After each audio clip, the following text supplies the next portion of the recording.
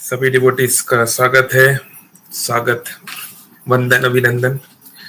इस समय मैं हूँ मायापुर धाम में और काफी बिजी रहा है ये पूरा मंथ मेरे लिए, मार्च, बट होपफुली अब I will be little free for one month. Just a second, मैं स्क्रीन शेयर करता हूँ।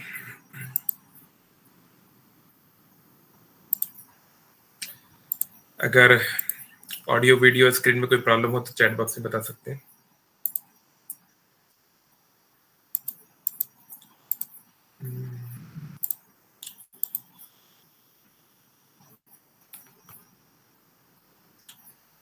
ओके, तो आई होप अब आपको दिख रहा होगा स्क्रीन पर अभी, और ऑडियो वीडियो तो क्लियर होगा ही।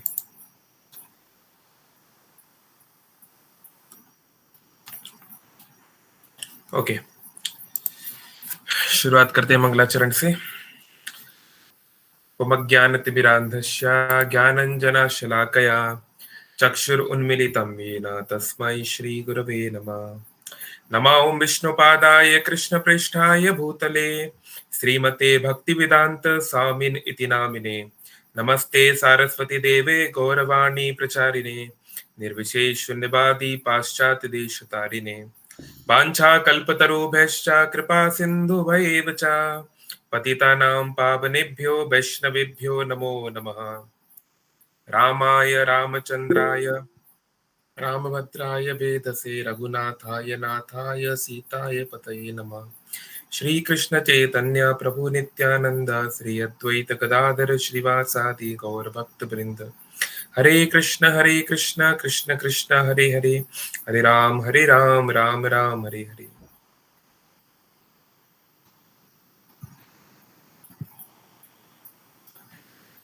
हरे कृष्णा।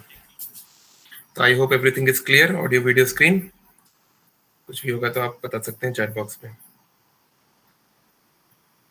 ऑल राइट, सो आज का हमारा टॉपिक है honest enemy is better than a false friend. एक ईमानदार दुश्मन एक धोखेबाज दोस्त से या धोखेबाज रिलेटिव से, फ्रेंड से ज्यादा बेहतर है ना। तो संसार में बहुत सारे जो बड़ी बड़ी घटनाएं हुई हैं वो अक्सर जिनको हम अपना मानते हैं, जिन पे हम भरोसा करते हैं, जिनके हाथों में हम अपना धन दौलत मान सम्मान, कई बार लाइफ भी रखते हैं, तो उनके द्वारा किए गए कार्यों से ही अक्सर हमें ज्यादा दुख पहुंचता है। एक प्रसिद्ध ये शेर है कि, है ना, हमें तो अपनों ने लूटा, गैरों में कहाँ दम था, हमारी कश्ती वहां डूबी जहां पानी कम था। तो कश्ती वहां डूबती है, नाव वहां डूबती है जहां बहुत गहराई हो। लेकिन जब हम जैसे अभी मैं बंगाल में हूँ, तो बिहार में एक नदी बहती है, उसका नाम है फल्गु नदी। तो फल्गु नदी का क्या कैरेक्टरिस्टिक है कि दिखने में ऐसा लगता है कि यहाँ पे कोई पानी नहीं है, केवल रेत रेत दिखती है।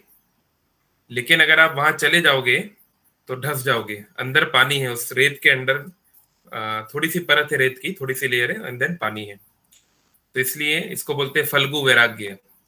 कि मान लीजिए कोई व्यक्ति दुनिया को दिखा रहा है कि उसके अंदर कोई वासना नहीं है, वो सब कुछ तीनों गुणों से ऊपर उठ चुका है, वो पूरा ब्रह्म भूत प्रसन्न आत्मा, न शोचती न कांक्षति। अब उसकी कोई इच्छा नहीं है, मैं पूरी तरीके से विरक्त हूँ।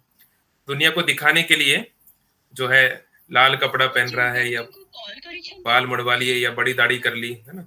लेकिन अंदर ही अंदर बहुत कुछ भरा हुआ है, जिसमें वो खुद डूब रहा है और दूसरों को भी डुबा रहा है। तो इसको फल्गु वैराग्य बोलते हैं। तो ऐसे ही shallow waters can be more threatening sometimes. जो कम गहराई का पानी है, उसको अगर हम हल्के में ले लेते हैं तो भारी पड़ जाता है। हम लोग इस समय, मैं बंगाल में हूँ, तो हम जानते हैं कि भारत में अंग्रेजों का राज कैसे आया, ब्रिटिशर्स का राज कैसे आया। तो एक बंगाली था, मीर जाफर, है ना। तो जो बैटल हुआ, बैटल ऑफ प्लासी, उसमें जब इंडियन फोर्सेस और ब्रिटिश फोर्सेस के बीच में लड़ाई हो रही थी, हमने सब पढ़ा है हिस्ट्री में, है ना। तो मीर जाफर जो कि बंगाल का एक बहुत बड़ा कमांडर था, सेना का कमांडर, उसने धोखा दे दिया भारतीय फौजों को, जिस कारण से क्लाइव की सेना जीती और फिर आगे चल के धीरे धीरे बंगाल से राज शुरू हुआ, ब्रिटिश राज हर जगह फैल गया। तो ये इतिहास में बहुत हम ऐसे हजारों एग्जाम्पल देख सकते हैं कि कैसे अक्सर अपने ही हमारे दुर्गति का कारण बनते हैं। तो ऐसे तो चाणक्य पंडित का एक मशहूर एक स्टेटमेंट है, उन्होंने अपनी नीति कही है। उन्होंने कहा है, प्रातः द्यूत प्रसंगे न, मध्याह्ने स्त्री प्रसंगतः, रात्रो चोर प्रसंगे न, कालो गच्छति धीमताम। तो चाणक्य पंडित बोल रहे हैं, जो व्यक्ति धीमताम, अच्छी बुद्धि वाला है, धीर व्यक्ति है, इंटेलिजेंट पर्सन है, उसको अपने दिन को इस प्रकार से बांटना चाहिए। कैसे बांटना चाहिए? प्रातः द्यूत प्रसंगेना, सॉरी, हाँ, तो सुबह सुबह उसको दूत क्रिया यानी कि जुए, गैम्बलिंग के बारे में सुनना चाहिए। सुबह सुबह उसको जुए के बारे में सुनना चाहिए। और मध्याह्ने स्त्री प्रसंगतः, और दोपहर में उसको स्त्रियों के बारे में सुनना चाहिए। रात्रो चोर प्रसंगेना, और रात्रि में चोरों के बारे में सुनना चाहिए। कालो गच्छति धीमताम, इस प्रकार से बुद्धिमान व्यक्ति को अपना समय गुजारना चाहिए। तो इस बारे में पहले भी एक दो बार मैं एक्सप्लेन किया हूं। अगर किसी को पता है तो वो ना बताएंगे, अगर कोई आइडिया, अंदाजा लगाना चाहे, जिसने पहले कभी ये नीति ना सुनी हो, ये नीति शास्त्र ना पढ़ा हो चाणक्य पंडित का, कि इसका क्या मतलब हो सकता है। सुबह सुबह आप जो है गैम्बलिंग के बारे में सुनो, दोपहर में स्त्रियों के बारे में सुनो, रात को चोरों के बारे में सुनो, इसका क्या अर्थ हो सकता है?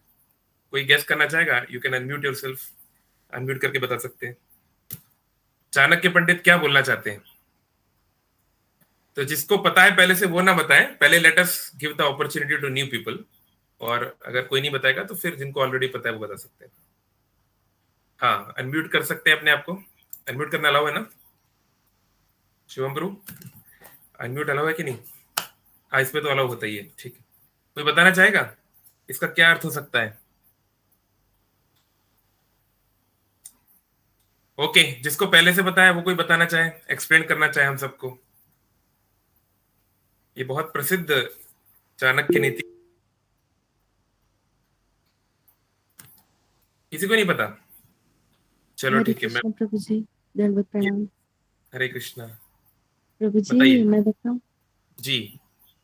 प्रभु जी, रात को चोर मतलब कृष्ण के बारे में सुनना चाहिए, और बहुत बढ़िया, सुबह जुआ मतलब महाभारत सुनना चाहिए, और दोपहर को स्त्री मतलब रामायण सुनना चाहिए। बहुत बहुत बढ़िया, थैंक यू सो मच। कौन माता जी बोल रहे हैं? प्रभु जी, मेरा नाम आकांक्षा है। ओके, थैंक यू माता जी। यस, बहुत सही माता जी ने बताया कि प्रातः द्यूत प्रसंगेना, पूरी महाभारत का जो सबसे क्रिटिकल एपिसोड है वो है कि जब पांडवों में द्यूत क्रिया की, उन्होंने जुआ खेला, और उसमें चलो वो अपना राज्य खो दिए, वो सब तो ठीक है, लेकिन उनकी पत्नी के साथ जो दुर्व्यवहार हुआ वही सारे कौरव वंश के विनाश का कारण बना, है ना। तो इसलिए, क्योंकि जब ये होता है, जब पांडवों को अज्ञातवास होता है, उस समय पांचों पांडव अलग अलग रूप में विराट देश में, मत्स्य देश में छुप कर रहते हैं।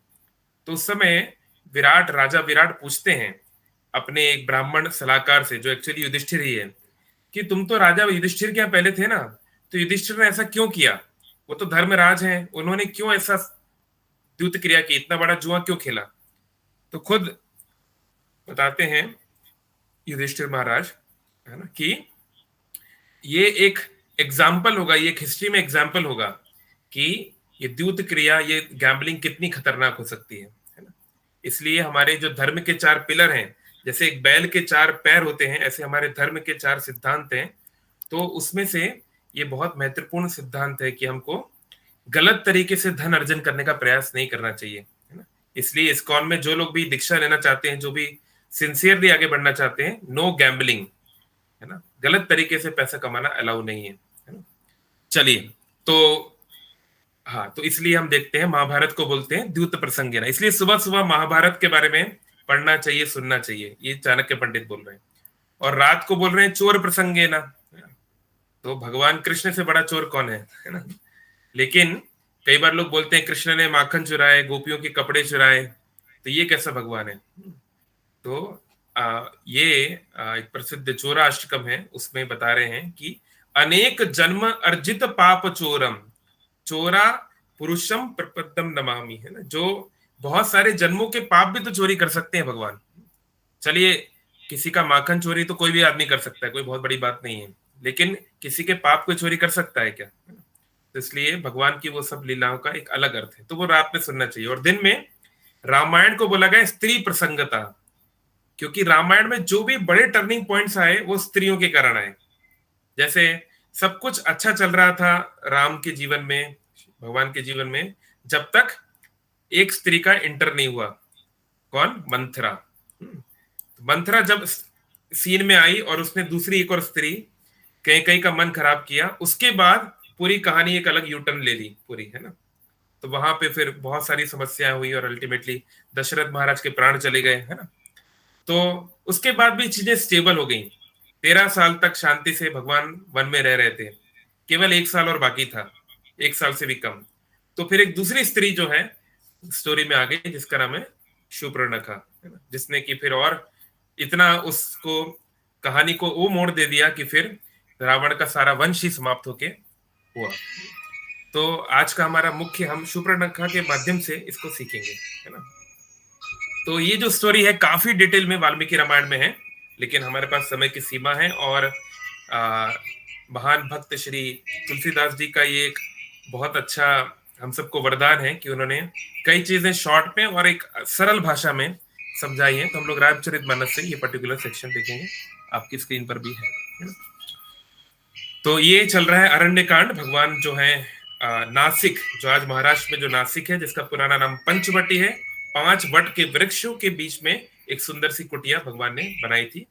तो वहां पर भगवान 13 साल से ज्यादा हो चुके हैं, है ना, करीब 10-11 महीने बाकी हैं और उनको वापस जाना है। लेकिन उस टाइम पे शूर्पणखा की एंट्री होती है। तो बढ़ते हैं आगे, ठीक है। शूर्पणखा रावण की बहनी, दुष्ट हृदय दारुण जस अहिनी, पंचवटी सो गई एक बारा, देख ही बिकल भई जुगल कुमारा। तो शूर्पणखा नाम की रावण की एक बहन थी, जो नागिन के समान भयंकर और दुष्ट हृदय की थी। वह एक बार पंचवटी में गई और दोनों राजकुमार को देखकर काम से पीड़ित हो गई। तो शूर्पणखा, जो हम जानते हैं रावण के 2 और भाई हैं फेमस, कुंभकर्ण और विभीषण, और उसकी बहन शूर्पणखा। इसके अलावा उसके और भी जो है दूसरी स्टेप मदर से जो सन्स हैं, खरदूषण वगैरह जो भी आने वाले हैं। तो शूर्पणखा का नाम ऐसा क्यों है? नखा मतलब होता है नाखून, और सूप्र तो पता नहीं इसको उड़ीसा में क्या बोलते हैं, लेकिन उत्तर भारत में जब आप गेहूं की फसल आती है, जब आपके पास व्हीट आता है, तो जो गेहूं का जो ग्रेन है, जो व्हीट का जो ग्रेन है, उसके चारों ओर हस्क होता है ना, जो भूसा जिससे बनता है, जो यूजलेस पार्ट। तो अब उसको कैसे अलग किया जाए उससे, तो आजकल तो हार्वेस्टर और बहुत सारी तकनीकें आ गई हैं। तो पहले क्या होता था कि ऐसा एक वुडन, बेसिकली बांस का इस प्रकार का एक सरफेस रहेगा, तो उसको जनरली महिलाओं लोग इस तरीके से उसको वाइब्रेट करते थे, ऊपर नीचे करते थे, है ना। जब वाइब्रेट करेंगे तो जो हैवी ग्रेन है वो लाइट हस्क से अलग हो जाता था, है ना। तो उसको हिंदी में बोलते हैं सुपरा, है ना, सुपरा बोला जाता है हिंदी में। ओडिया में क्या बोलते हैं, कोई बताना चाहेगा? तो उसको, या मैं आपको पिक्चर दिखाऊं? जरूरत नहीं, आप लोग समझ जाएंगे, आई थिंक। इतना तो अभी भी थोड़ा बहुत ग्रामीण कल्चर बाकी है दुनिया में, है ना। तो उसी को संस्कृत में शूप्रण बोलते हैं। तो यानी कि ऐसी महिला जिसके नख जो हैं, जिसके नाखून जो हैं शूप्र के समान बड़े बड़े हैं। शूप्रा बहुत बड़ा होता है, तो इतने बड़े बड़े नाखूनों वाली शूर्पणखा। तो बहुत भयानक उसका रूप था, और वो भगवान को और श्री लक्ष्मण भगवान को देखकर काम वासना से मोहित हो गई। तो ये कोई बहुत बड़ी बात नहीं है, भगवान को देख के तो कोई भी मोहित हो सकता है ना। लेकिन आगे जो हुआ उसको हम देखते हैं। भ्राता पिता पुत्र उर्गारी, पुरुष मनोहर निरखत नारी, होई बिकल सक मन ही न रोकी, जिमी रवि मणि द्रव रवि ही बिलो की। तो ये पर्टिकुलर सेक्शन रामचरितमानस में काक भूषणी जो एक बहुत बड़े भक्त हैं, जो एक कौवे के शरीर में थे, वो गरुड़ जी को सुना रहे हैं, उसमें हम लोग नहीं जाएंगे। तो वो बोलते हैं कि शुप्रजखा जैसी नाखी, जैसे शुप्रनखा जैसी जो राक्षसी है, जिसको धर्म का कोई ज्ञान नहीं, या ज्ञान भी है तो उससे में उसका कोई इंटरेस्ट नहीं, ये स्त्री के मनोहर रूप को देखकर मोहित हो जाती है। और कई बार ऐसा हो सकता है कि हमारी काम वासना इतनी स्ट्रांग है कि व्यक्ति अपने ही रिलेटिव्स के प्रति भी आकर्षित हो सकता है। अब आप बोलेंगे अरे ये क्या बात हुई, तो कुछ भी बोले जा रहे हैं, बट इसके प्रैक्टिकल एग्जांपल्स हैं, है ना। कभी कभी खबर आती रहती है, किसी पिता ने किसी अपनी बेटी के साथ कुछ कर दिया, है ना, थिंग्स लाइक दैट, या किसी मामा ने अपनी भांजी के साथ कुछ कर दिया, है ना, ऐसे एग्जाम्पल आते रहते हैं। तो ये बहुत रेयर है, ऑफ कोर्स ये जनरली नहीं होता, लेकिन काम वासना कितनी भयानक है, ये कितना इसका स्तर है कि व्यक्ति एटलीस्ट मन के स्तर पे वो कहां तक गिर सकता है। तो इसलिए उसको उसकी स्ट्रेंथ बताई गई है ना, कि हम, ताकि हम उससे लड़ाई करें। कहते हैं ना कि जो दुश्मन को कमजोर समझे वो व्यक्ति कभी युद्ध नहीं जीत सकता। तो हमें अपने मन को नियंत्रित करना है, काम वासना से आगे बढ़ना है, तो पहले समझना पड़ेगा कि कितनी प्रवीण है वो, कितनी पावरफुल है। रुचिर रूप धरि प्रभु पही जाई, बोली बचन बहुत मुस्काई, तुम सम पुरुष न मोसम नारी, यह संजोग विधि रचा बिचारी। तो उस समय सुपर्णखा ने देखा कि इतने सुंदर ये कुमार हैं, तो ये राम को देखकर मोहित हो गई। अब उसने सोचा कि देखो ऐसे रूप में मैं जाऊंगी तो राम तो मुझे एक्सेप्ट करेंगे नहीं, इसलिए उसने एक बहुत सुंदर कन्या का रूप धारण कर लिया और वो श्री राम को अप्रोच की, है ना। तो जाके क्या बोलती है, तुम सम पुरुष न मौसम नारी, है ना, कि हे युवा युवक, तुम्हारे जैसा कोई पुरुष और मेरे जैसी कोई नारी नहीं है ना। हम जो, ना तुम्हारे जैसा कोई पुरुष सुंदर है, ना मेरे जैसे कोई समान नारी है। यह संयोग विधि रचा विचारी, और विधाता ने यह संयोग, ये कोइंसिडेंस बहुत सोच समझ के रखा है। मतलब हमारा जो मिलना हुआ है ये कोई बाय चांस नहीं है, भगवान ने बहुत सोच समझ के बनाया है ना। तो ये सब आजकल जो हम लोग बॉलीवुड में गाने सुनते हैं ना, कि कभी कभी लगता है कि तुझे बनाया गया मेरे लिए, लाइक दैट, तो ये सब कुछ इसी से लिया गया, आप कह सकते हैं, है ना। फिर आगे क्या बोल रही है, मम अनुरूप पुरुष जग माही, देखु खोज लोक तिहु नाही, ताते अब लही रही कुमारी, मनुमाना कछु तुम ही निहारी। ये काफी फेमस चौपाई है रामचरितमानस की। तो बोल रही है, मम अनुरूप पुरुष जग माही, देखो राम, मेरे लायक पूरे ब्रह्मांड में कोई पुरुष नहीं है मेरे लायक। देखो खोज लोक तिहु नाही, तीनों लोकों में, स्वर्ग इत्यादि उच्च लोकों में और इस भूमंडल में और निम्न लोकों में, हर जगह मैं देख ली, मुझे कहीं नहीं मिला। ताते अब लगी रही कुमारी, इस कारण से अभी तक मैं कुमारी हूं, अभी तक मेरा विवाह नहीं हुआ है। और मन माना कछु तुम ही निहारी, और देखिए अभी भी कैसे बोल रही है, मनो माना कछु मतलब थोड़ा। तो कह रही है कि मेरा मन तुम में थोड़ा लगा है, इसका मतलब राम तुम मेरे लेवल के नहीं हो, नहीं, है ना। ऐसा नहीं कि तुम मेरे समान सुंदर हो, तुम में मेरा मन थोड़ा लगा है, पूरा नहीं। लेकिन अब क्या करूं, मुझे तो मेरे लायक कोई मिल ही नहीं रहा है, तो कॉम्प्रोमाइज तो करना पड़ेगा, नहीं तो अभी तक कुमारी रही हूं, हमेशा कुमारी रहूंगी। इसलिए राम, हालांकि तुम मेरे लेवल के नहीं हो, लेकिन मैं कॉम्प्रोमाइज कर लेती हूँ। तो चलो हम लोग जो है, हम लोग का मिलन हम लोग करते हैं, लाइक दैट। तो किस प्रकार से, आई मीन, तो इसमें बहुत सारे आचार्य, खासकर श्री संप्रदाय के आचार्य बताते हैं कि भगवान राम शायद कुछ ना कुछ कर देते सुपर्णखा का, लेकिन उसने इस प्रकार से जो धोखा दिया, इस प्रकार से जो चीटिंग करने का प्रयास किया, तो भगवान को ये पसंद नहीं है। भगवान जो है, जैसे शिला गौर गोविंद स्वामी महाराज, वो भुवनेश्वर में जो इतना सुंदर इस्कॉन का मंदिर जो बनाए हैं, वो कहते थे, और शास्त्रों में भी है, कि भगवान जो है वो पतित पावन है, वो कपटी पावन नहीं है।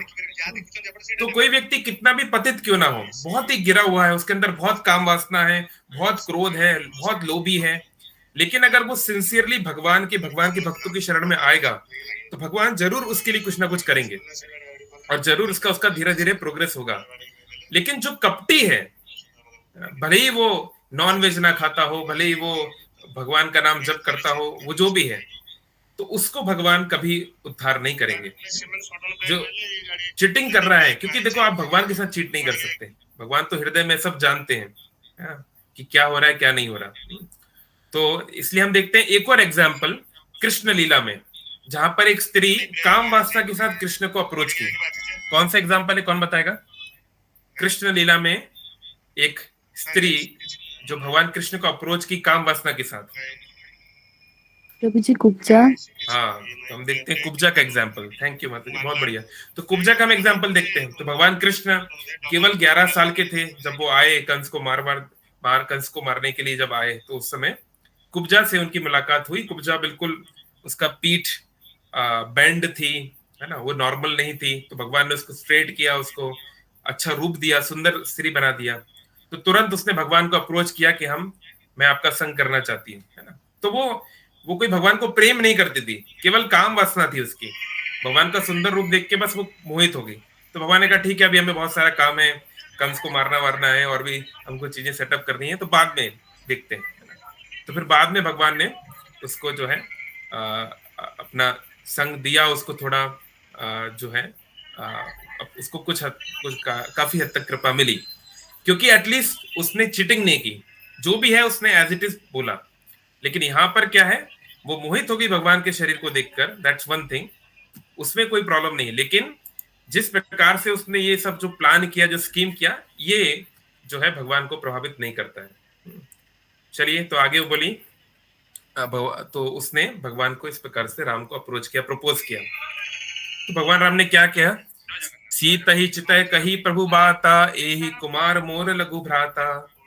गई लक्ष्मण रिपु भगनी जानी, प्रभु बिलो की बोले मृदु बाणी। तो भगवान राम ने सीता जी की ओर देखकर, सीता जी पास में खड़ी थी, मुस्कुराते हुए बोला कि देखो, वाल्मीकि रामायण में और वर्णन है कि देखो, मैं तो ऑलरेडी विवाहित हूं, मेरी पत्नी यहाँ पर है, लेकिन मेरे जैसा ही समान मेरा सुकुमार बालक है, मेरा बहुत छोटा भाई है, इसके इनके साथ इनकी पत्नी भी नहीं है। भगवान ने ये नहीं बोला कि वो शादीशुदा है कि नहीं, पर ये बोला कि उनकी पत्नी उनके साथ यहाँ पर नहीं है, जो बात सही है, क्योंकि भगवान लक्ष्मण की तो पत्नी यहाँ पर नहीं आई है ना। तो उनको आप अप्रोच कर लो, वो तो अकेले भी हैं, तो ये सही रहेगा। तो सुप्रटका ने कहा बात तो सही है, इसकी पत्नी है, ये फंसा हुआ है, और वो भी तो उतना ही सुंदर है, तो क्या प्रॉब्लम है। तो सुप्रनखा जो है तुरंत लक्ष्मण जी के पास चली गई। तो देखिए, इससे पता चलता है कि फिजिकल अट्रैक्शन से डेवलप हुआ सो कॉल्ड प्रेम, सो कॉल्ड लव, है ना, फीलिंग्स, उनकी क्या वैल्यू है। तो अभी वो भगवान राम को अप्रोच कह रही थी कि तुम्हारे जैसा कोई पुरुष नहीं, तुम्हारे अलावा मैं किसी को नहीं पसंद करती, तो तुम्हारे साथ ही मैं रहना चाहती हूँ, है ना।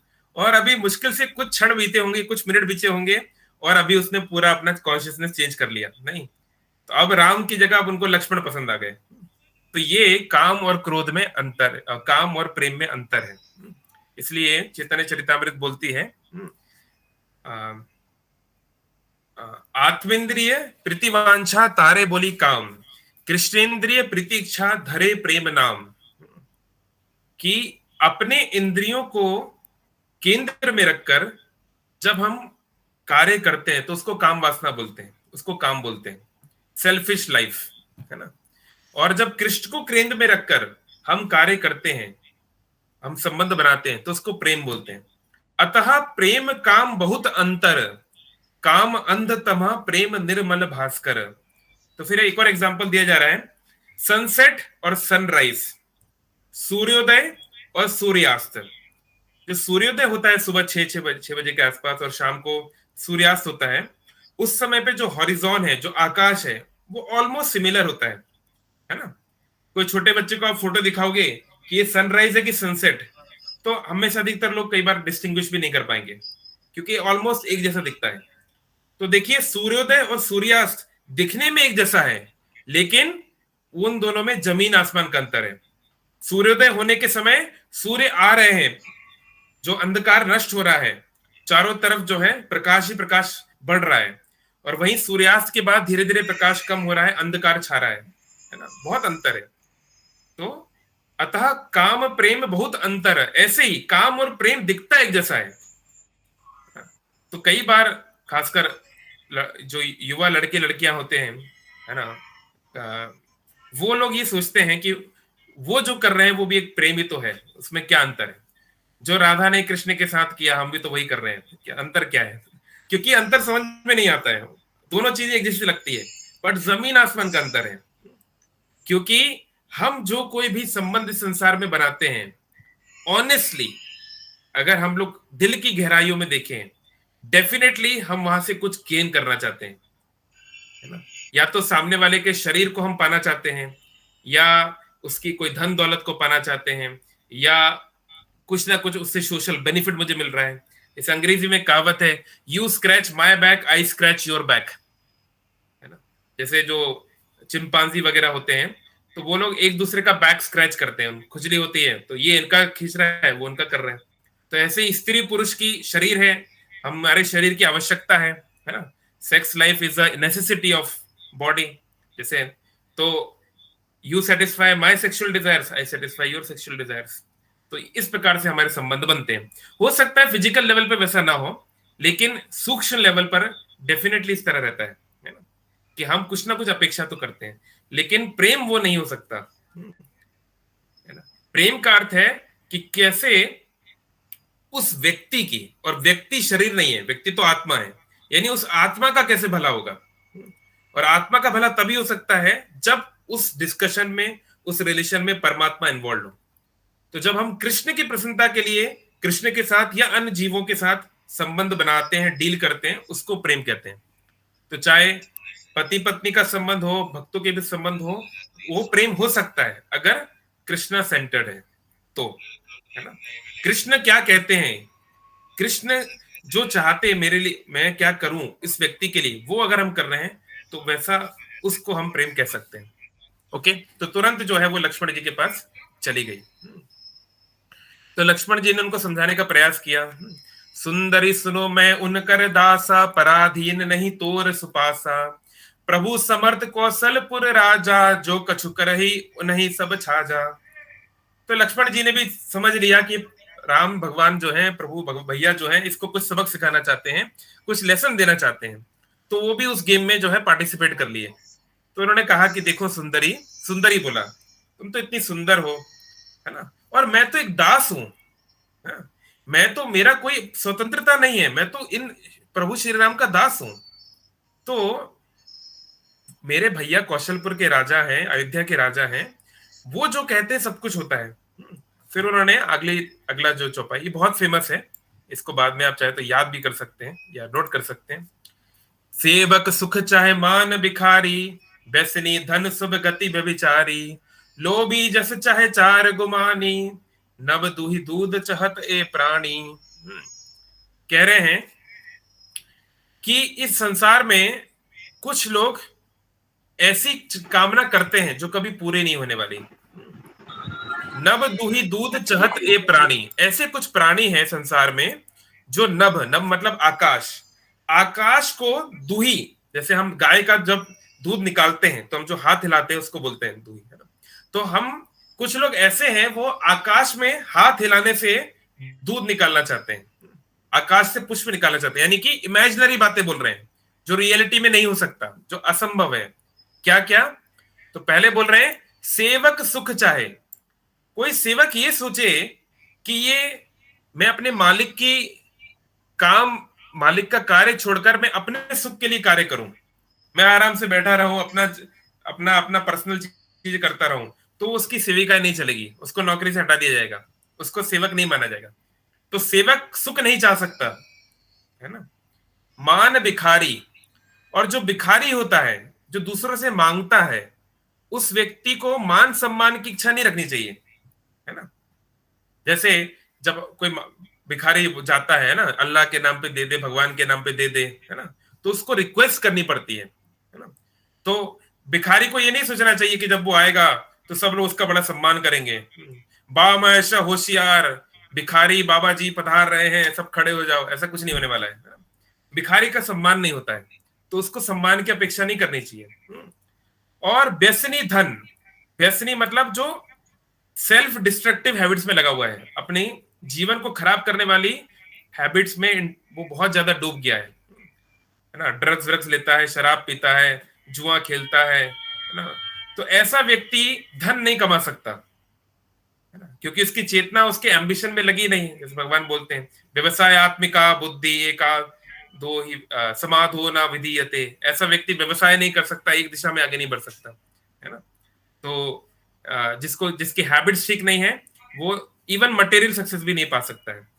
फिर शुभ गति व्यभिचारी, जो व्यभिचारी है, अपनी पत्नी या पति के अलावा अन्य किसी व्यक्ति के साथ संबंध बनाता है या गलत आचरण करता है, धर्म शास्त्रों के विरुद्ध आचरण करता है, ऐसा व्यक्ति शुभ गति से आए। जैसे संसार में बहुत सारे लोग हैं जो कभी कभी कोई मंदिर में डोनेशन कर देते हैं, कभी एक दो अच्छे काम कर देते हैं, लेकिन बाकी समय बहुत सारे घटिया कामों में लगे हुए हैं। तो वो सोच रहे हैं कि उनके थोड़े से ये कर देने से उनको स्वर्ग मिल जाएगा, मरने के बाद लिखवा देंगे स्वर्गवासी, स्वर्गवासी नहीं नरकवासी हो गए है ना। तो आ, आ, व्यभिचारी को शुभ गति नहीं मिल सकती, उसको दुर्गति ही मिलेगी। लोभी जश चाहे, और जो व्यक्ति लोभी है, हमेशा जो है ग्रीडी, सामने वाले से मैं क्या प्राप्त कर सकता हूं, हमेशा ऐसा देखे, ऐसे व्यक्ति का समाज में यश नहीं हो सकता। समाज में लोग उसको सम्मान नहीं देंगे, क्योंकि लोग जानते हैं इसका क्या चरित्र है। और चार गुमानी, जो गुमानी है, बहुत ज्यादा अभिमानी है, बहुत उसके अंदर अहंकार है, वो जो चतुर पुरुषार्थ है, धर्म अर्थ काम मोक्ष, ये सब उसको नहीं मिलेगा, क्योंकि वो विनम्र नहीं है, वो भगवान के सामने झुकना नहीं जानता। तो कहने का मतलब ये सब उन्होंने सिखाया, लक्ष्मण जी ने नीति सिखाई कि किस व्यक्ति को क्या एक्सपेक्ट नहीं करना चाहिए, यानी हम लोग को ये सब नहीं करना चाहिए, इसका ये मतलब हुआ, है ना। तो लक्ष्मण जी बोल रहे हैं, मैं तो सेवक हूं, तो मुझे तो कभी सुख नहीं मिलेगा, तो अगर तुम मेरे पीछे हो गई तो तुम्हें भी मेरी तरह सेविका ही करनी पड़ेगी, तुम्हें सीता का नौकर बननी पड़ेगा। तो तुम तो इतनी सुंदर कन्या हो, तुम क्यों नौकर बनोगी? तो मूर्खता मत करो, तुम राम के पास ही जाओ। तो पुनि फिरी राम निकट सो आई, प्रभु लक्ष्मण पही बहुरी पठाई, लक्ष्मण कहा तो ही सो बरही, जो तृण तोरी लाज पर हरही। तो इस प्रकार से बहुत बार ये लोग आपस में एक दूसरे के पास भिजाए, राम लक्ष्मण के पास भिजाते, लक्ष्मण राम के पास भिजाते, तो ऐसा कई देर तक, कई बार ऐसा हुआ। सुपर्णखा भी थोड़ा इनोसेंस में समझ नहीं पाई कि ये दोनों एक प्रकार से मजाक कर रहे हैं या फिर सीरियसली उसको नहीं एक्सेप्ट करने वाले हैं। तो जब कुछ बार ऐसा हो गया, तब तब खिसियानी राम पही गई, रूप भयंकर प्रगट भई, सीता ही सभय देखी रघुराई, कहा अनुज सन सयन बुझाई।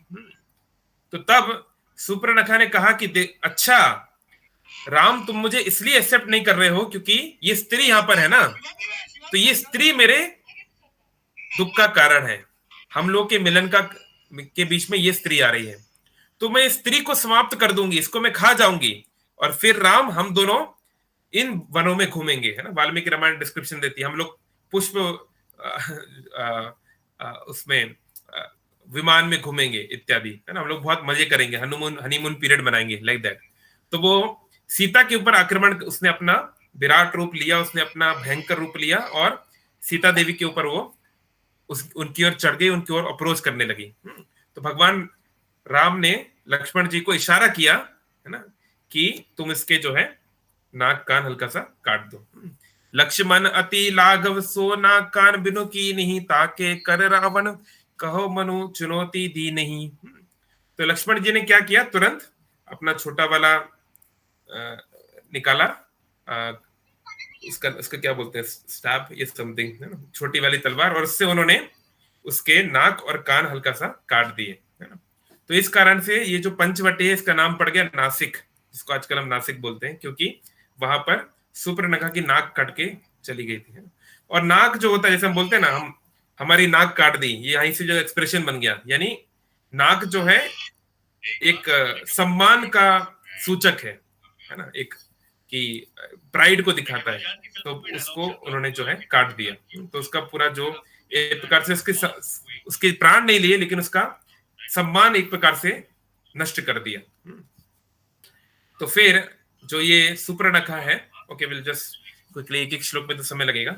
तो सुपर्णखा बहुत जोर से, ऑफ कोर्स उसका रक्त बह रहा है, बहुत जोर से विलाप कर रही है, रो रही है, चिल्ला रही है ना।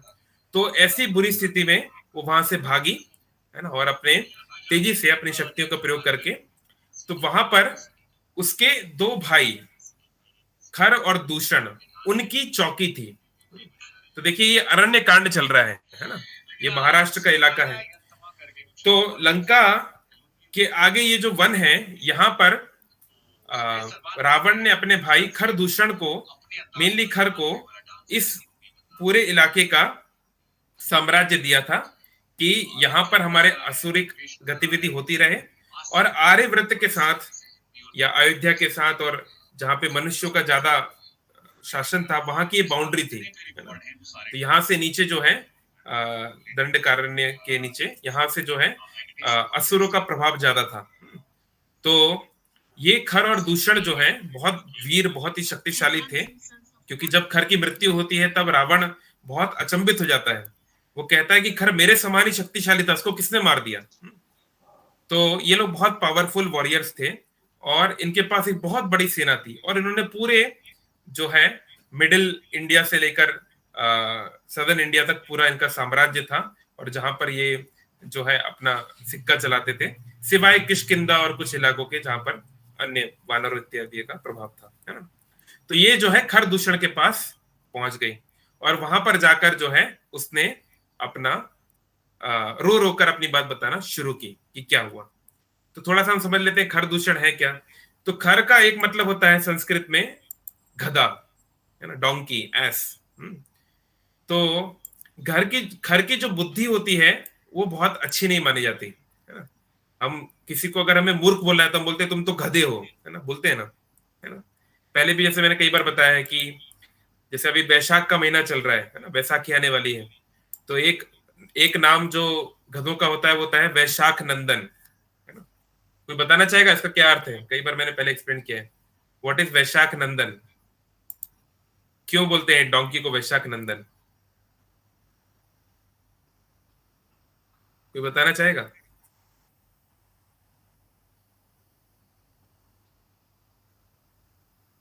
आई बोल किसी को याद नहीं है?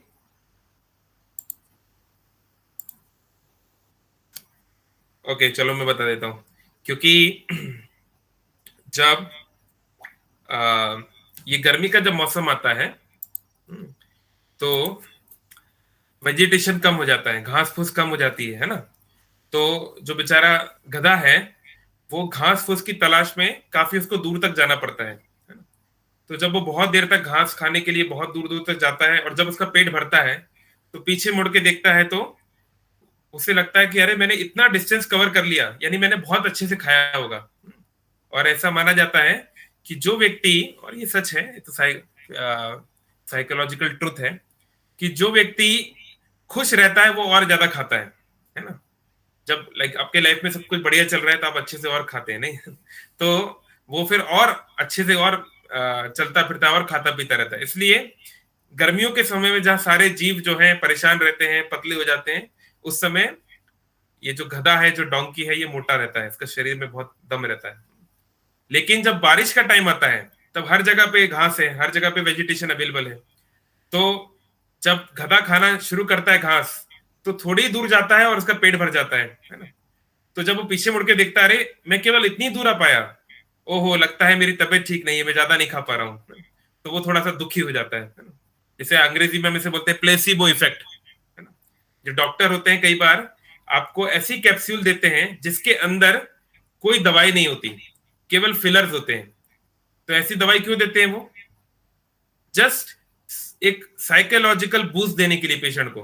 कुछ पेशेंट होते हैं, उन लोग का मन थोड़ा कमजोर होता है, उनको लगता है जब तक डॉक्टर हमको दवाई नहीं देंगे हम ठीक नहीं होंगे। तो डॉक्टर उनको समझाया नहीं आपको दवाई की जरूरत नहीं है, घर पे रहिए, आराम करिए, अपने आप ठीक हो जाएंगे। तो नहीं मानेंगे। तो डॉक्टर क्या है, उनको दिखाने के लिए, हाँ मैं आपको दवाई लिख रहा हूँ, ये खा लेना दिन में 3 बार, पर वो दवाई के अंदर कोई मेडिसिन है ही नहीं, वो केवल फिलर है, केवल कार्बोहाइड्रेट से अलग चीजें हैं, है ना। तो ये एक साइकोलॉजिकल इफेक्ट। तो इसी प्रकार से जो गधा का बुद्धि होता है वो ऐसा रहता है ना। तो खर की जो बुद्धि है, ये गधे की ये समस्या क्या है कि ये हमारी बुद्धि से कंपेयर किया गया है कि हम लोग जो है ये सोचते हैं कि जब तक हम अपने एफर्ट से बहुत ज्यादा प्रयास नहीं करेंगे, बहुत ज्यादा इस संसार में जो है एंडेवर नहीं करेंगे, तब तक हमारा जीवन पॉसिबल नहीं है, हम तो भूखे मर जाएंगे। जैसे गधा जो होता है, धोबी क्या करता है, गधे के ऊपर बहुत सारा कपड़ा लाद देता है। ये सब पुराने जमाने के एग्जाम्पल हो गए हैं, बट अब तो चीजें बदल गई हैं। तो इतना सारा उसके ऊपर कपड़ा डाल देता है और बदले में से क्या देता है, थोड़ी सी घास देता है। तो थोड़े से घास के लालच में ये गधा दिन भर इतनी मेहनत मजदूरी कर रहा है जो उसको वैसे भी मिल सकती है।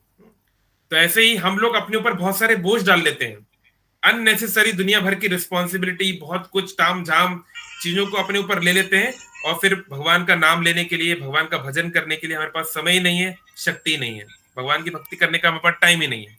तो इस प्रकार से फिर हमारा जीवन जो ऐसा हो जाता है ना। तो ये खर दूषण का से हम ये समझ सकते हैं। और दूषण है ना, जो दूषित है बहुत सारे गुणों से, है ना। तो ये जो सुपर्णखा जो है तुरंत जाती है और खर दूषण को विलाप करते हुए बताती है कि तुम दोनों भाई बहुत अपने आप को वीर मानते हो, देखो मेरी क्या हालत है। तो खर दूषण को बड़ा आश्चर्य होता है ना। खर को बहुत गुस्सा आता है कि ये क्या है, कौन जो था इसने ऐसा कर दिया। तो वो सोचता है कि हम अपनी सारी सेना बेच के अभी इसको, ये कौन राजकुमार आए हैं, मैं उनको जो है सबक सिखाऊंगा, है ना। तो उस समय उनको बोलते हैं, उनके कमांडर बोलते हैं कि सारी सेना भेजने की जरूरत नहीं है ना, हम अपने कुछ खास सोल्जर्स को भेज देते हैं, कुछ असुरों को भेज देते हैं, वो उनको मार के खत्म कर देंगे, है ना। तो सुपर्णखा जो है कुछ 14 या 7 कितने राक्षस लेके आई थी, आई थिंक 14 अगर मुझे याद है तो, हाँ मोस्ट प्रोबेबली 14 ही था, या 7 दो में से एक। तो इन 14 राक्षसों के दल के साथ सुपर्णखा आती है और बताती है कि हाँ ये है वो दोनों मनुष्य जिन्होंने मेरे को हमारे राक्षस कुल की नाक काट दी है। तो वो सारे 14 राक्षस जाते हैं। हाँ, तो जब भगवान राम देखते हैं कि ये राक्षस लोग आ रहे हैं, तो लक्ष्मण बोलते हैं कि भैया आप चिंता मत करो, मैं इनको देख लूंगा। तो राम मना करते कि नहीं, आप जो है सीता को किसी सुरक्षित जगह ले जाइए और आप उस जगह की रखवाली कीजिए, आप उनकी रखवाली करिए, आप बाहर बताइए, मैं इनको सामना करूंगा। क्योंकि भगवान राम को एक मैसेज देना था। भगवान राम आई है असुर का विनाश करने के लिए, है ना। भगवान गीता में बोलते हैं ना, परित्राणाय साधुना विनाशाय च दुष्कृतम। जब भगवान आते हैं तो दुष्कृत्य का विनाश तो करना ही है उनको। और इसके अलावा जब भगवान पहले यहाँ पर आए थे दंडकारण्य में, दक्षिण के इस वन में, तो उन्होंने एक जगह देखा था कि बहुत बड़ा जो है स्कल्स का जो हमारा जो सिर है, बहुत सारे सिरों जो हड्डी है उनका ढेर लगा हुआ है। तो भगवान राम को बड़ा बुरा लगा कि किसका है।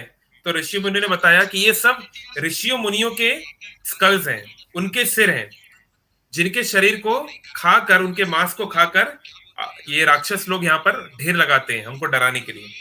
तो भगवान राम को बहुत दुख हुआ, बहुत तकलीफ हुई, आंखें उनकी लाल हो गई और उन्होंने धनुष पकड़ के ये उस समय संकल्प किया कि मैं इस वन के एक एक असुर को समाप्त कर दूंगा, एक एक असुर को मैं किसी को भी छोड़ूंगा नहीं।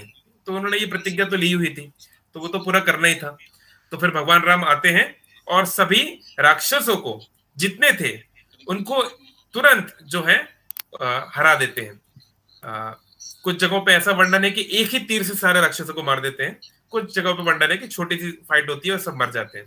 तो सुपर्णखा बड़ी डर जाती है, फिर वो जाती है खरदूषण के पास और खरदूषण को बताते हैं कि तुमने जो सेना भेजी, तुमने जो राक्षस अपने भेजे, वो सब तो उसने मार दिए। तो खरदूषण फिर बोलता है कि हमारी सारी सेना इकट्ठी होगी। तो उनके सेना में 14,000 पावरफुल वॉरियर्स थे, 14,000 आसुरिक सैनिक थे, और उनको लेकर खरदूषण जो है आगे बढ़ते हैं। बहुत बड़ा उनका साइज है, बहुत बड़े विशाल उनका कंपोजिशन है। तो वहां पर जाकर क्या हुआ, इसको लेके अलग अलग वर्णन है। जैसे रामचरितमानस में हल्का सा अलग वर्णन है और वाल्मीकि रामायण में अलग से वर्णन है। तो जब खर दूषण वहां जाते हैं तो रामचरितमानस ऐसा बताती है कि खर जो है श्री राम को देखकर बड़े प्रभावित होते हैं कि इतना सुंदर ये राजकुमार है, इतना सुंदर ये लड़का है, इसको मारना अच्छा नहीं है ना? तो क्योंकि भगवान का ये दिव्य शरीर जो है कई बार हृदय को टच कर देता है, आसुरिक लोगों का भी।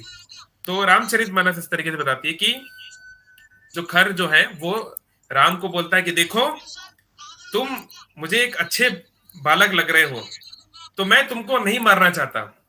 तुम केवल अपनी जो पत्नी है, मैंने सुना है तुम्हारी बहुत सुंदर पत्नी है, तुम उसको मेरे हवाले कर दो और मैं तुमको नहीं मारूंगा, तुमको मैं शरण दे दूंगा, तो तुमको मैं मौका दे रहा हूं। तो अब वो तो जानता नहीं कि किसके साथ वो लड़ाई कर रहा है। तो एनीवे भगवान राम जो है उसको उत्तर देते हैं कि तुम बातें मत करो, यहाँ पर युद्ध करो, इस प्रकार से। तो फिर युद्ध शुरू होता है। और रामचरित वाल्मीकि रामायण में इस तरह का वर्णन नहीं है, उस तरह वर्णन है कि आते ही लड़ाई शुरू हो जाती है। तो यहाँ रामचरितमानस में ऐसा वर्णन है कि जब ये 14,000 असुर जब भगवान राम पे आक्रमण करते हैं, तो ये देखी परस्पर राम करी संग्राम रिपु दल लड़ी मर। तो यहाँ पे क्या होता है, भगवान की ये दिव्य शक्ति से, योग माया से सारे असुरों को ऐसा लगता है कि उनकी सेना के सभी लोग राम हैं, उनको चारों तरफ राम ही राम दिखाई दे रहे हैं। सेना के जितने राक्षस हैं सब एक दूसरे को, उनके अंदर राम ही राम दिख रहा है, तो वो लोग पूरा कंफ्यूज हो गए हैं, तो एक दूसरे को ही मारने लगते हैं। तो ये इस प्रकार से एक दूसरे के साथ लड़ाई करते हैं और उनकी सेना पूरी तरह इस तरह से नष्ट होने लगती है। और फिर भगवान राम जो है खरदूषण से आक्रमण करते हैं। वाल्मीकि रामायण में इस तरह का वर्णन नहीं है। वाल्मीकि रामायण में वर्णन है कि कन्वेंशनल फाइट होती है। पहले असुर जो है, अलग अलग प्रकार के असुर भगवान राम के ऊपर आक्रमण करते हैं। भगवान राम अलग अलग प्रकार के वेपन्स निकालते हैं, कोई इंद्रदेव की कोई शक्ति निकालते हैं, बहुत कुछ वर्णन है, बहुत डिटेल्स में अलग अलग शक्तियां निकालते हैं और एक एक करके उनकी सारी यूनिट्स को समाप्त करते जाते हैं। और जब खर को लगता है कि मेरे सैनिक नहीं लड़ पाएंगे, तो फिर वो खुद युद्ध करने आता है और काफी भीषण युद्ध होता है, काफी देर तक युद्ध चलता है, पर अंततः भगवान खरदूषण दोनों को मार देते हैं। तो जब खरदूषण को मार देते हैं, अगर किसी का कोई प्रश्न है तो डाल सकते हैं चैट बॉक्स में, 5 मिनट में खत्म हो जाएगा। तो जब खरदूषण को मार देते हैं, उस समय वहां पर एक व्यक्ति था जिसका नाम था अकंपन। ये जो अकंपन था, ये रावण का एक जनरल था जो कि खरदूषण की यहाँ पर हेल्प करता था, उनको स्ट्रेटेजी सिखाता था। तो अकंपन का नाम है अकंपन, जो कंपन ना हो, जो कभी डरे नहीं। तो वो बहुत बड़ा वॉरियर था, उसने बहुत सारी फाइट्स देखी थी, उसने बहुत सारे देवताओं के साथ युद्ध किए थे, पर कभी वो डरा नहीं। लेकिन आज अकंपन जो है कब कपा गया, पूरा डर गया। और वो तुरंत अपनी आसुरिक शक्ति के, माया शक्ति के प्रभाव से तुरंत जो है उसने लंका की ओर जाना शुरू किया। तो वो पहला व्यक्ति था जो लंका पहुंचा एस पर वाल्मीकि रामायण। तो वो पहले पहुंचा और उसने जाकर लंकेश को, रावण को बताया कि क्या हुआ है, ये अयोध्या के 2 राजकुमार आए हैं और उन्होंने क्या किया है ना। तो वो लंका को, रावण को बताता है। और रावण और जानकारी पूछता है कि कौन है, कौन खरदूषण को कैसे मार सकता है, ये किसी मनुष्य के लिए कैसे पॉसिबल है ना। तो जो है वो उनको सारा विवरण बताता है कि उनके साथ एक सुंदर स्त्री है। तो जब सीता देवी की सुंदरता को सुनता है तो रावण को आकर्षण होता है। तो रावण जो है उसको उसके मंत्री लोग बोलते हैं कि उसकी स्त्री को तुम ये ले लो। अकंपन खुद बोलता है कि मुझे लगता है एक ही तरीका है, अगर उसकी स्त्री को हम अपने पास ले आए किसी तरह, तो अपनी स्त्री के वियोग में, उसके दुख में ये राम वैसे ही जिंदा नहीं रहेगा और फिर उसको मारना आसान हो जाएगा, अगर वो बच भी गया तो। तो फिर जो है रावण जाता है और क्या नाम है उसका, उस हिरण का नाम कौन बना था, हिरण, what was the name, Maricha. तो मारीच के पास जाता है और मारीच उसका एक रिलेटिव जैसा लगता है, तो उसको रिक्वेस्ट करता है कि आप जो है ऐसा कुछ करिए। तो मारीच उसको समझाता है कि जिसने आपको ये सलाह दी है वो आपका सबसे बड़ा शत्रु है, वो आपका दोस्त नहीं है, वो शत्रु है, ऐसा मत करो। तो रावण समझ जाता है। ये मैं वाल्मीकि रामायण के साथ बता रहा हूँ, रामचरितमानस में हल्का सा स्टोरी अलग है। तो वाल्मीकि रामायण के अनुसार पहले एक बार रावण जाता है मारीच के पास, मारीच उसको समझा भी देता है कि ये सही नहीं है। क्यों सही नहीं है? क्योंकि जिस राम की तुम स्त्री चुराने की बात कर रहे हो, उस राम को मैंने देखा है जब वो छोटा बालक था। तो उसने मेरी मां को मार दिया था, ताड़का को मार दिया था, और एक बाण से मुझे ऐसा मारा था कि मैं समुद्र में 100 योजन जाके गिरा था, केवल बाण से। तो ये राम से तो जो है देवता भी नहीं लड़ सकते, तुम्हारा कोई चांस नहीं है। तो वो समझा देता है, और रावण भी सोचता है कि चलो बिना मतलब क्यों पंगा लेना, वापस आ जाता है। तो फिर सुपर्णखा जो है जाती है लंका। ये एज पर वाल्मीकि रामायण, हल्का सा थोड़ा अलग है रामचरितमानस में। तो रावण वहां पे जाके देखिए सुपर्णखा क्या बोलती है। सुपर्णखा ये बोलती है कि मैं वन में गमन कर रही थी। वो ये नहीं बताती कि वो राम के आकर्षित हो गई थी, उसकी काम वासना थी, अपनी काम वासना को पूरा करने के लिए वो गई, ये सब नहीं बताती। वो ये बोलती है कि जब वहां पे गई तो वो इतनी सुंदर उस स्त्री को मैंने देखा, तो ऐसी सुंदर स्त्री मैंने कहीं नहीं देखी थी आज तक। और वो उसके वर्णन करती है, उसके अंग ऐसे हैं, उसका सब कुछ आई मीन बहुत ग्रॉसली वो बताती है हर चीज, कि वो ऐसी है, उसकी आंखें ये है ये है। तो इतनी सुंदर स्त्री को देखकर मेरे मन में आया कि इस स्त्री के लायक तो केवल मेरा भाई ही इसके लायक है। लंका का अधिपति, तीनों लोगों का अधिपति रावण, आप ही केवल उस स्त्री के स्वामी बनने के लायक है। इसलिए आपके लिए मैं उनके पास गई थी, उनको समझाने के लिए। लेकिन देखिए मेरे साथ क्या किया, है ना। तो फिर रावण को जो है, एक तो सीता के प्रति आकर्षण हो जाता है, अट्रैक्शन हो जाता है, लस्टी डिजायर, ऊपर से क्रोध आ जाता है ना? कि मेरी बहन मेरा कितना अच्छा भला करने के लिए गई और उसके साथ क्या हो गया, है ना। तो यहां पर हम सीख सकते हैं कि ये बहन, इतना क्लोज जो रिलेशन है, वो किस प्रकार से रावण को अभी यहां बर्बाद करना चाह रही है ना। साफ साफ एक तो झूठ बोल रही है, और अपने सेल्फिश एजेंडा नहीं बता रही है कि उसने क्यों गई थी। अभी केवल उसको केवल और केवल रिवेंज चाहिए। तो एक जैसे जैसे नागिन जो होती है, अगर उस पर अपने पैर रख दिया तो छोड़ती नहीं आपको, तो ऐसे ही बिल्कुल नागिन की तरह डसने को तैयार है। और वो समझ रही है कि राम बहुत शक्तिशाली है, हो सकता है कि रावण जिंदा भी ना रहे, सारा राक्षस कुल नष्ट हो जाए, लेकिन ये है हमारा क्रोध कितना पावरफुल होता है, रिवेंज का एटीट्यूड, कि चाहे जो भी हो, चाहे राक्षस राज्य समाप्त हो जाए, लेकिन मेरा बदला पूरा होना चाहिए, चाहे जो हो जाए।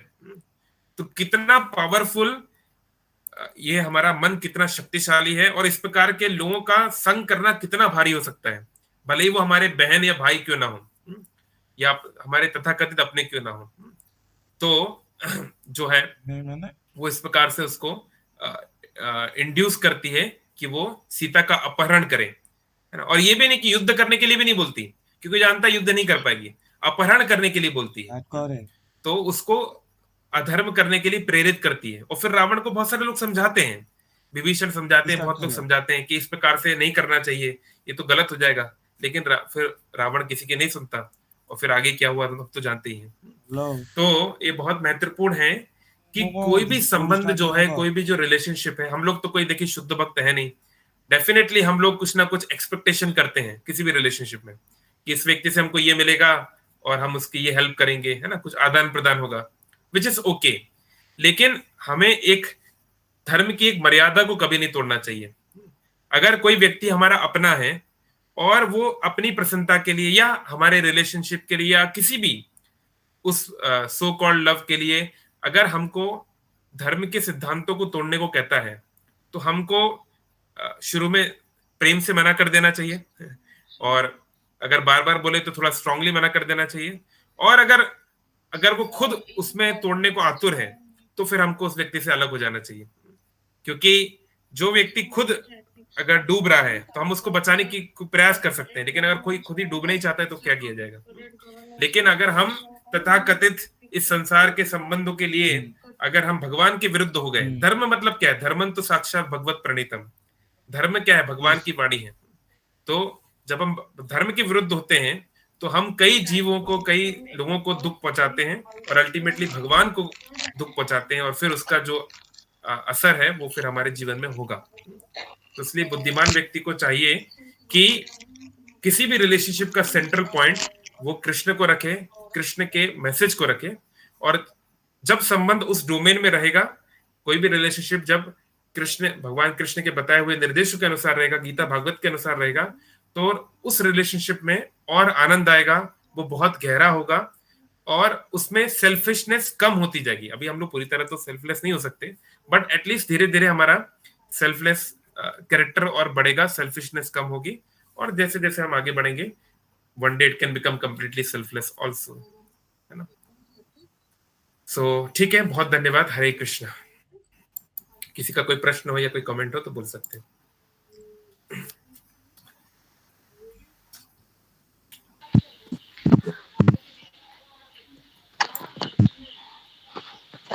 ओके, यहाँ पे एक क्वेश्चन है कि कहाँ गया chat box. Okay, chat box में कुछ कुछ क्वेश्चंस हैं।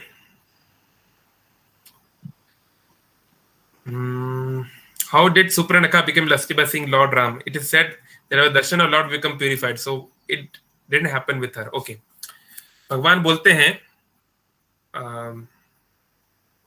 ओके मैंने कैप्शन और कर, भगवान गीता में क्या बोल रहे हैं? यम यम वापि स्मरणम भावम तम तम निवेति कौन्तेय। जो जैसी भावना के पास मेरे साथ आता है मैं वैसे उसके साथ डील करता हूँ। यादृशी भावना यस्य सिद्धिर भवति तादृशी। जो जैसे भावना से आ रहा है भगवान उसके साथ वैसे ही डील करते हैं, है ना। तो देखिए, गोपियों ने जिस प्रकार से भगवान से प्रेम किया वैसा कुब्जा ने नहीं किया। कुब्जा के प्रेम को प्रेम नहीं बोला जाता है। It was morally a lusty desire which transform into something.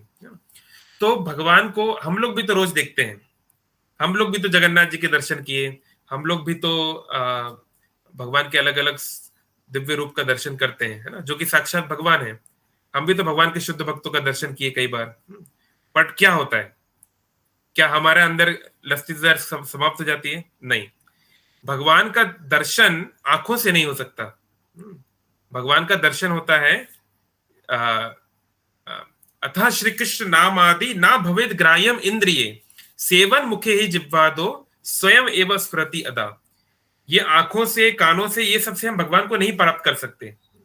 भगवान कृष्ण को तो दुर्योधन ने भी देखा, तो वो क्या हुआ? वो तो उनका विरोधी हो गया, है ना। वो तो कृष्ण को बांधने चला था। तो कहने का तात्पर्य कि हम अपने इंद्रियों से भगवान को नहीं समझ पाएंगे। केवल भगवान की कृपा, भगवान के भक्तों की कृपा से, जब हम उनके इंस्ट्रक्शंस को फॉलो करते हैं, जब हम भक्ति में आगे बढ़ते हैं, तो उस भक्ति की कृपा से हम भगवान को प्राप्त कर सकते हैं, है ना। तो ऑफ कोर्स सुपर्णखा ने कोई भक्ति तो की नहीं थी, है ना। तो लस्टी तो वो पहले से ही थी, और वो लस्ट जो है भगवान की तरफ डायरेक्ट हो गई। तो ये मिसकंसेप्शन है कि केवल कोई चमत्कार हो जाएगा और हम एकदम से शुद्ध हो जाएंगे। ऐसा नहीं होता है।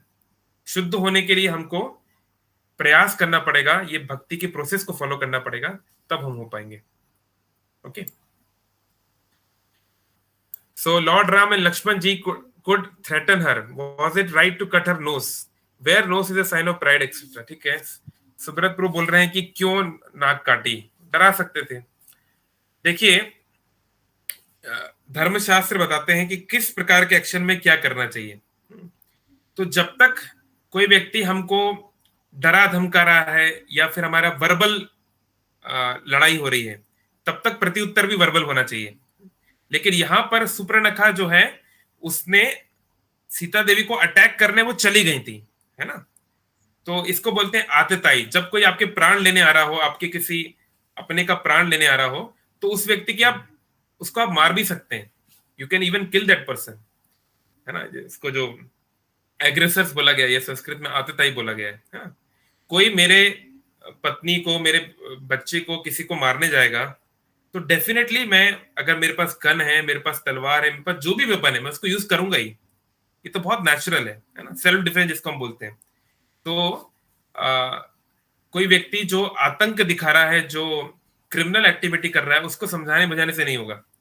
और डराने धमकाने की स्टेज से वो पार हो चुका था। यहाँ पे वो सच में आक्रमण कर रही थी, अब उसको समझाने से कुछ नहीं होगा, तो अभी एक्शन लेना जरूरी था। तो ये ठीक ही किया है ना।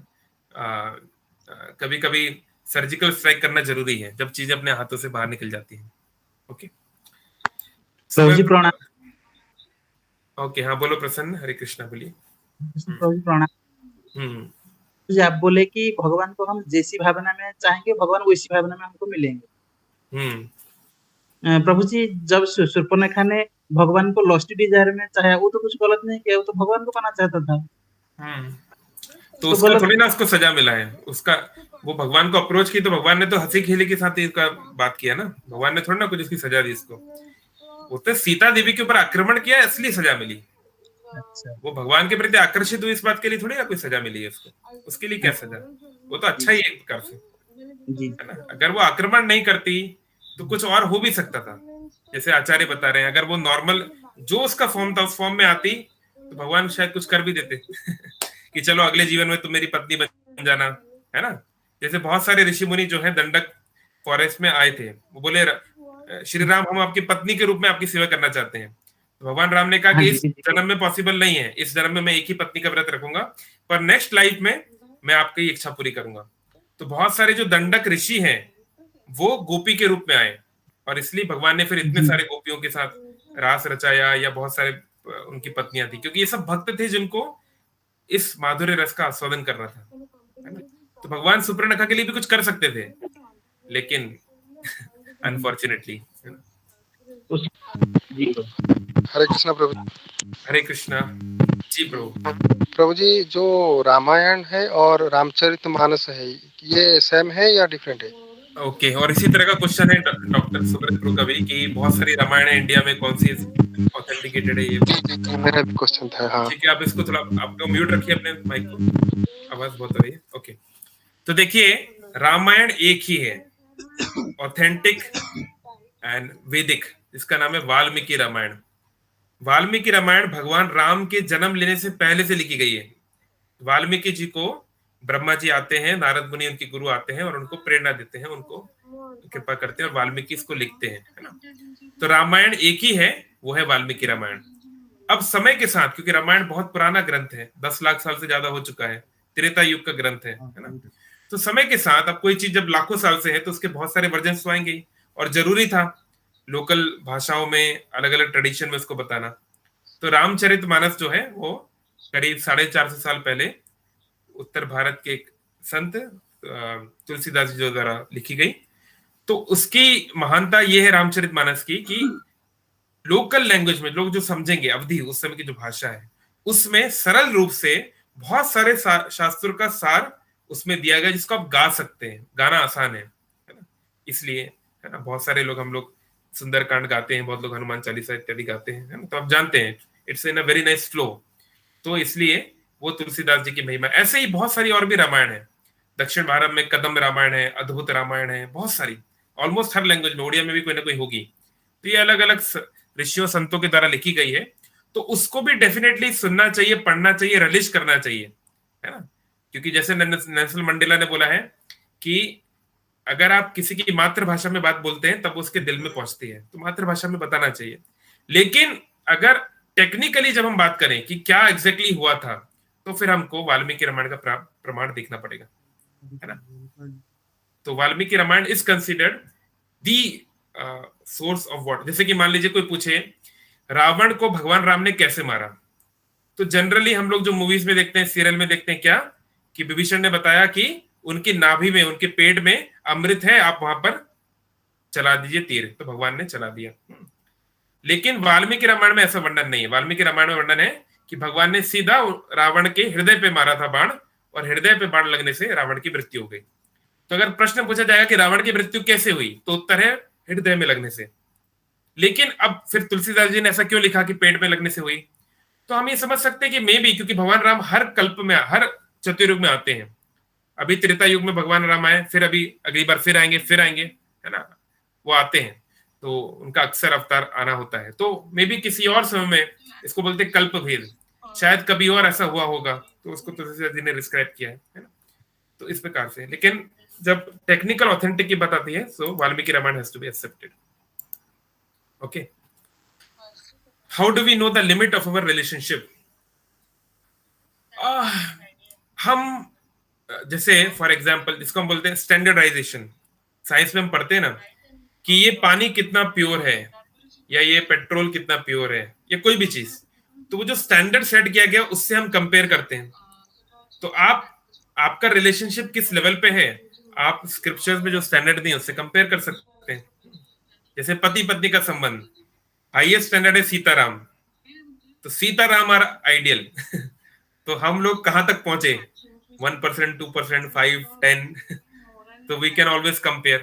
And then there are life of great acharyas, है ना, करदम मुनि देवहूति, ये दोनों पति पत्नी कैसे रहे, शीला प्रभुपाद कैसे रहे, गृहस्थ जीवन कैसे निर्वाह किया, या भाई बहन की बात हो तो कृष्ण बलराम और सुभद्रा में कैसा रिलेशन था, हमारे भाई बहनों के बीच में कैसा है, अगर भाइयों के साथ बात हो, भगवान राम का लक्ष्मण और अन्य भाइयों के साथ कैसा रिलेशन था, हमारा किस लेवल का है, भगवान राम का माता पिता के साथ कैसा था, हमारा कैसा है। तो स्क्रिप्चर्स ने आइडियल स्टैंडर्ड दिया हुआ है और उसके अलावा कंपैरेटिवली लोअर स्टैंडर्ड्स भी दिए गए हैं। तो हम जितने लेवल का कर पाए हमको धीरे धीरे आगे बढ़ना चाहिए, so we can understand what is the situation of our relationship. And बस हमें रिलेशनशिप्स में सामने वाले के इच्छा को पूरा करना है, उसकी इच्छा को पूरा करना है। Definitely we want to please the other person, लेकिन उसकी इच्छा पूरी करने के नाम पर हम अधर्म नहीं कर सकते। मेरा बेटा बोलेगा कि चलो हम लोग मजे के लिए किसी को शूट कर देते हैं या फिर कुछ चोरी कर लेते हैं, तो अपने बेटे के भले के लिए, खुशी के लिए मैं ये थोड़ा ना करूंगा, है ना, फिर उसको मुझे समझाना पड़ेगा नहीं, गलत है ना, this is not the right way. Okay, चलिए, ओके, थैंक यू। क्वेश्चंस तो खत्म हो गए चैट बॉक्स में। और किसी का कोई क्वेश्चन, कोई कमेंट? ठीक है, thank you all very much. अपना अगर कुछ है तो हाँ, हैंड रेस आप पूछ सकते हैं अनम्यूट करके। ओके, ठीक है, thank you all very much. अपना ध्यान रखिए, भगवान का नाम जप करते रहिए, and most probably we will meet on Tuesday evening in Gita पे चर्चा। हरे कृष्णा कृष्णा कृष्णा हरे हरे, हरे राम राम राम, श्रील प्रभुपाद की जय।